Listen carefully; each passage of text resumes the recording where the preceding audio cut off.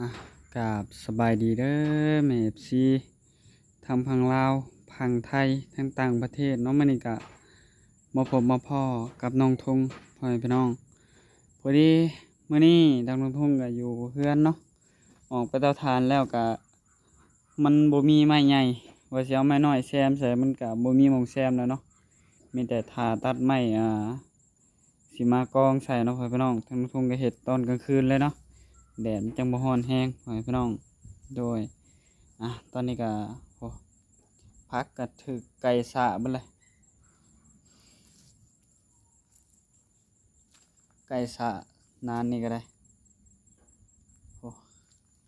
นานพักอันนั้นก็ถึกไก่สะเนาะพ่อแม่พี่น้องนี่2นานถึกไก่สะนานนี่ก็หมุนมาเลยไก่สะนี่มีแต่หอยไก่เต็มเลยนี่ต่อขนาดพักขนาดพักก็ยังถึกไก่สับกินเบิดเลยเนาะพักก็ได้ เดี๋ยวทางนุทงสิพาแม่ๆสิอัดอนามัยห้องน้ำเนาะเพื่อนพี่น้องเนาะโดยไปเดี๋ยวเขาไปหับชมกันเลยเนาะเพื่อนพี่น้องโดยตอนนี้ก็ทางนุทงกับเป่งน้ำมาเรียบร้อยแล้วเนาะแต่ว่ามันก็อยากเปื้อนๆนั่นแหละเดี๋ยวทางนุทงสิเอาเป็ดไปใส่เลยเอาเป็ดล้างห้องน้ำเนาะเพื่อนพี่น้อง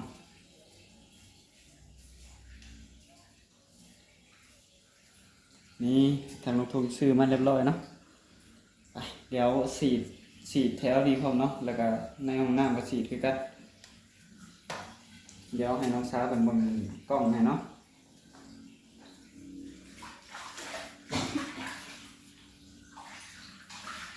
ปิดก่อนลูกนะน้องสาวปิดก่อนปิดน้ำนะโย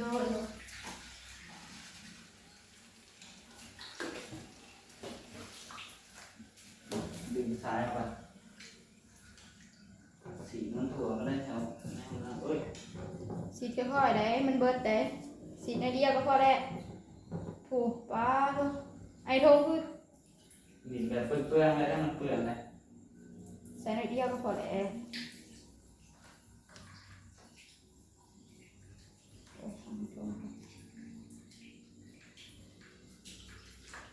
พอแล้วไอโท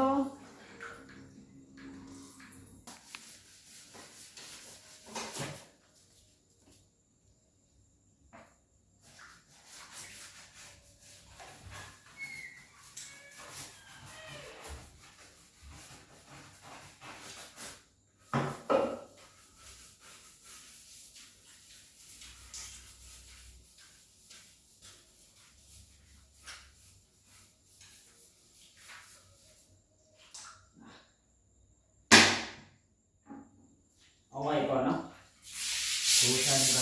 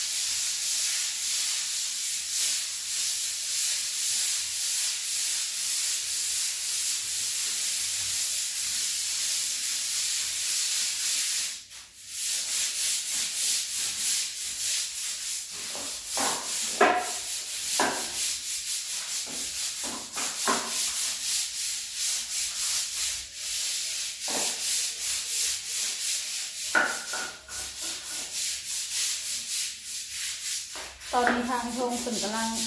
อนามัยของน้ำเนาะทางไอโทงฝนจะอนามัยคนเดียวทางไอโทงฝนบ่หายทางน้องสาอนามัยก่อนฝนสิอนามัยคนเดียว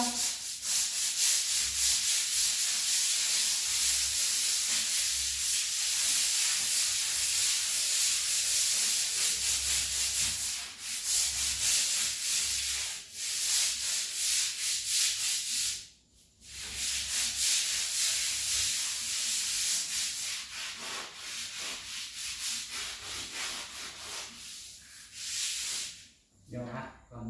โดย ประตูครับ ทางไอ้ทงเพิ่นก็อันประตูเนาะเพิ่น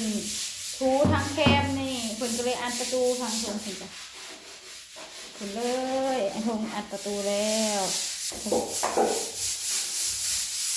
ไอ้ทงเพิ่นกำลังทู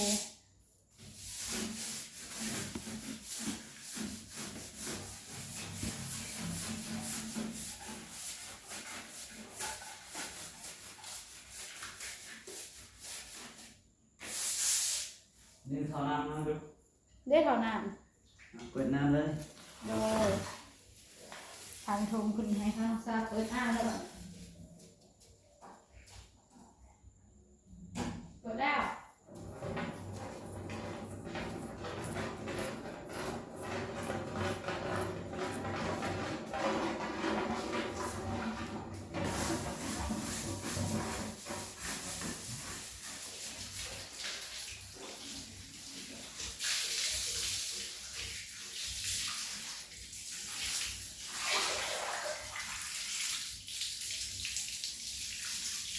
ถอแตกให้ทงน้ำขัง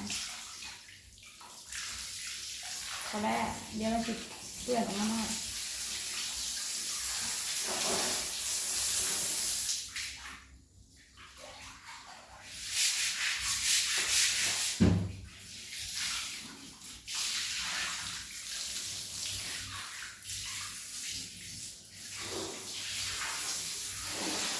ถอกาลุทั้งขาง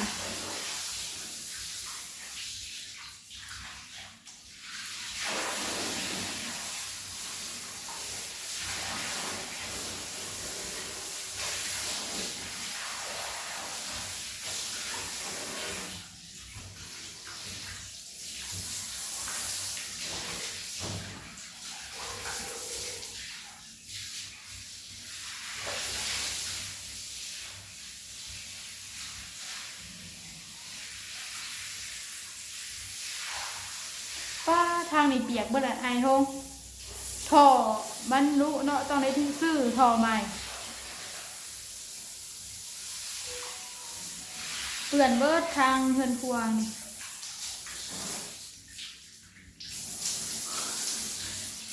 ่ทางทงกันเดี๋ยวทางน้ำตามาเลยทงเด้อ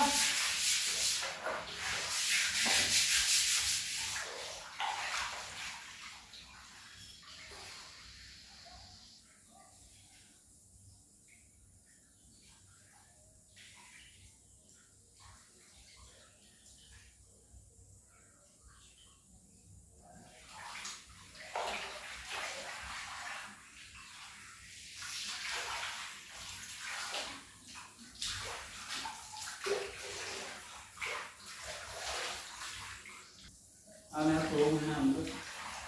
ฮะ โถ แนวทูโถอีหยังแนวทูโถโถ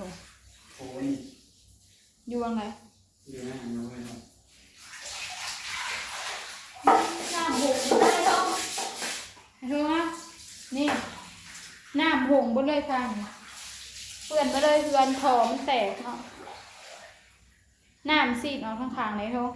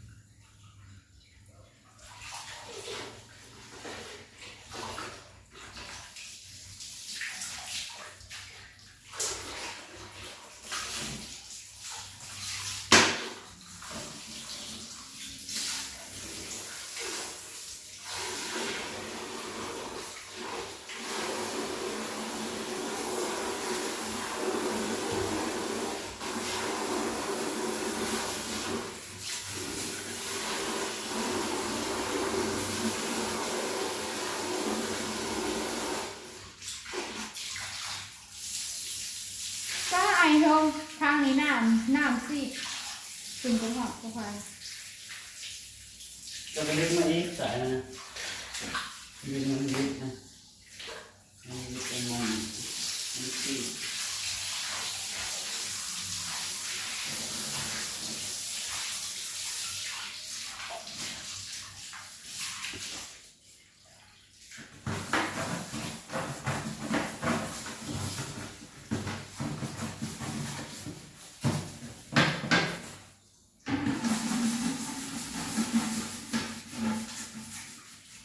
ถอนะกระลุไล่บ่อนแตกไล่บ่อนถอ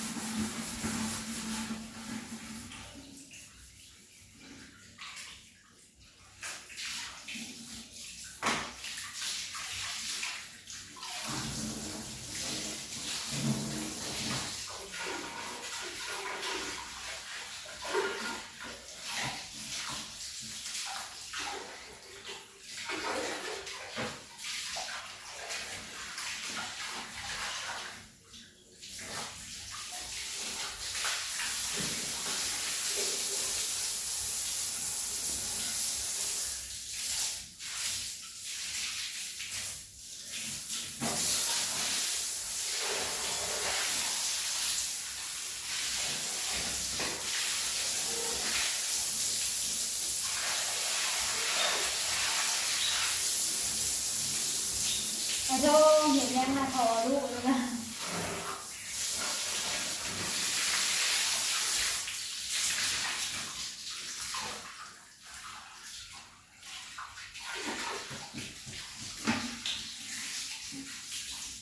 หาแนวกวาดน้ำมองทงกวาดน้ำลงหูอันนี้ซีดหูน้ำไหล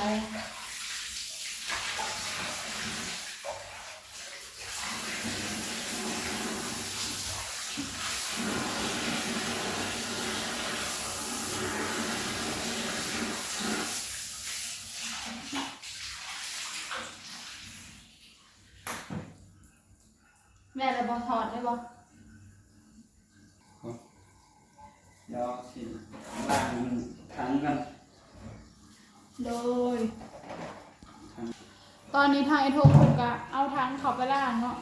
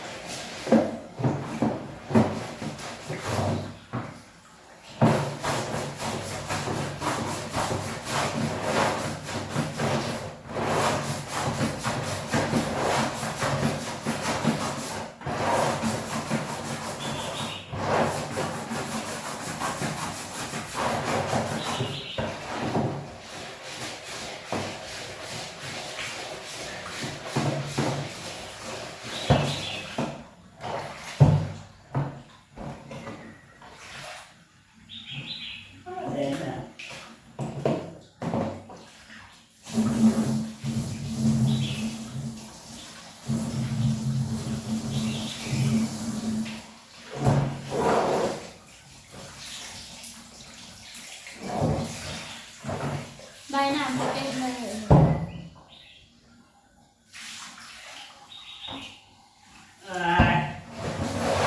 พักกับไก่ช้างเลยน้องเอ้ย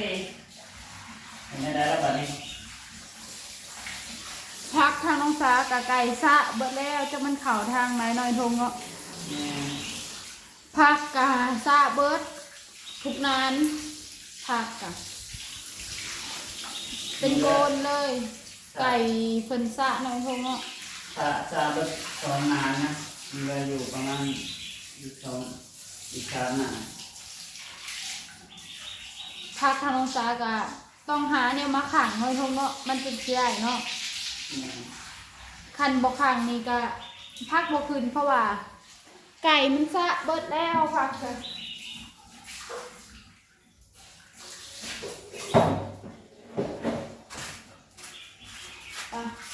ห้องน้ำเนาะมื้อนี้ตอนนี้ก็ไปแล้วเตาถ่านตอนคงก็ไปเบิ่งมัน อันนั้นเนาะ เดี๋ยวดูภาพกันหน่อย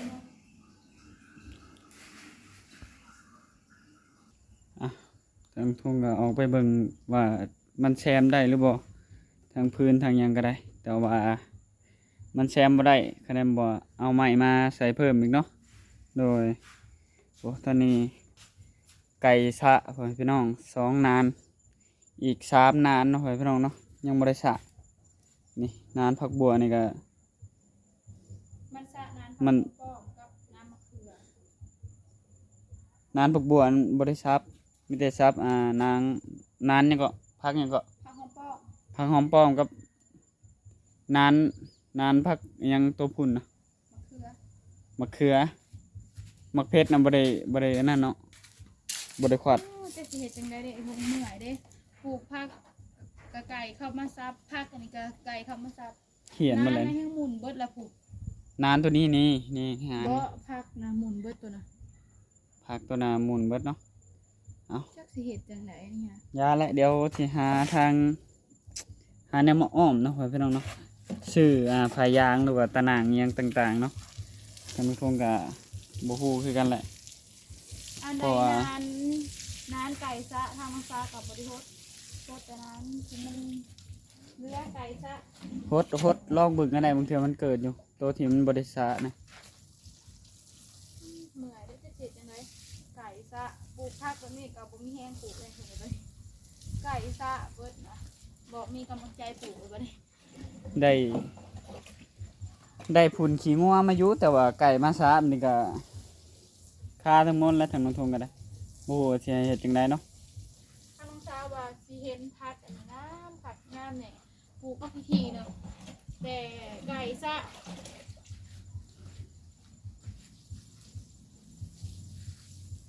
จักมันเข้าทางใดเนาะทางไก่นี่ก็ได้หาแต่ทางเข้าอัดประตูหัวไว้เรียบร้อยก็ดุดเข้ามาคือเก่า น้ำมะเขือกับต้นโบดยำนี่ปลูกผักบัว เด้โตยังบ่ทันสะก็มีน่ะโพดไปโลดนะน้องสา ต้นไปอยู่น้ำจะจะบ้านเราเกิดต่อเกิดจะไปดีค่ะ เกิดน้อยหนึ่งก็เอาพอมีหวังเนาะ จะไก่ไผ่มาสะเนาะ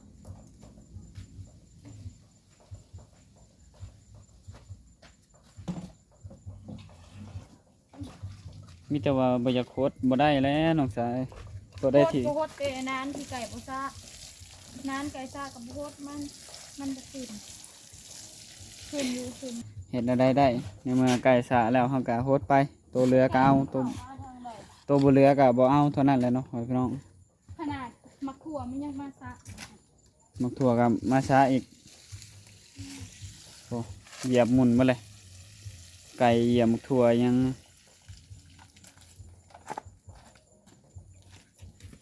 อ่ะตอนนี้ก็เริ่มค่ำเริ่มมืดแล้วพี่น้องโอ้เดี๋ยวมื้ออื่นทางนู้นทุ่งก็สิได้ไปหาตัดพื้นแหละเพราะว่าพื้นมันบ่พอเนาะไม้น้อยๆที่เหลือที่ฮ้อนพื้นมื้อคืนนี่ก็เอาไว้อันนั้นเอาไว้แซมใส่เอาไว้แซมใส่ตอนที่ทางโอ้ทางนู้นซามันก็โหดพักเอานำล้นแล้วทางในบ้านนี้ยังเหลือแต่หญ้าทางอันนี้เนาะพี่น้องเดี๋ยวว่างๆทางลุงทงก็สิอนามัยทางหลังบ้านเนาะพี่น้องเนาะเฮ็ดเวียกอย่างอื่นก็บ่ได้รกหญ้าทางหลังบ้านจักเทื่อเนาะแถวนี้ก็เริ่มหญ้าเริ่มขึ้นอีกแล้วพี่น้องถ้าว่าฝนตกมานี่ก็เต็มหมดแหละหญ้าก็ได้บาดนี้เสร็จรอดบัดนี้เนาะสิได้รกหญ้าอีกแล้วทางลุงทงก็ได้ โดยโอเคทางลุงทงก็สิเฮ็ดไปเรื่อยๆแหล้วเนาะพี่น้องโดยก็เฮ็ดไปเรื่อยเฮือนตัวเองเนาะก็ให้มันสะอาดแหน่แหละเนาะพี่น้องให้มันสะอาดแหน่โดยทางลุงทงก็สิได้จบคลิปไว้เพียงเท่านี้เนาะพี่น้องเนาะก็ขอบคุณทางแม่ FC เบิดทุกคนเนาะที่เบิ่งคลิปของลุงทงตั้งแต่ต้นจนจบที่บ่ความโฆษณาเนาะแม่ FC มันก็ให้ทางลุงทงเว้าหวานๆก็เว้าคือน้องทงเว้านี่แหล้วเนาะเว้าหวานบ่เป็นทางลุงทงก็ได้ก็เว้าแบบนี้แหละทางลุงทงก็ได้เนาะก็ฝากแม่ FC กดไลค์กดแชร์กดติดตามเนาะFC ท่านใดที่เพิ่นเข้ามาใหม่เนาะพ่อพี่น้องเนาะโดยก็ฝากให้กดไลค์กดแชร์หน่อยเด้อเนาะโดยมันจังบ่พลาดคลิปใหม่ๆของน้องทงเนาะพ่อพี่น้องเนาะโดยทางน้องทงก็สิได้จบคลิปแล้วพ่อพี่น้องเอ้ยโดยก็ขออวยพรให้แม่ FC พ่อแม่เบิดสุขุสุขคนเนาะก็ขอบคุญขอบคุณเนาะให้อยู่ดีมีแฮงคนเจ็บจะได้ความไข่จะมีเนาะเดินทางมาใช้มาใส่ก็ขอให้ปลอดภัยให้อายุมันขวัญยืนเนาะโดยทางทงกับสิขอจบคลิปไปเพียงเท่านี้เนาะโดยทางทงกับสบายดีเด้อสบายดี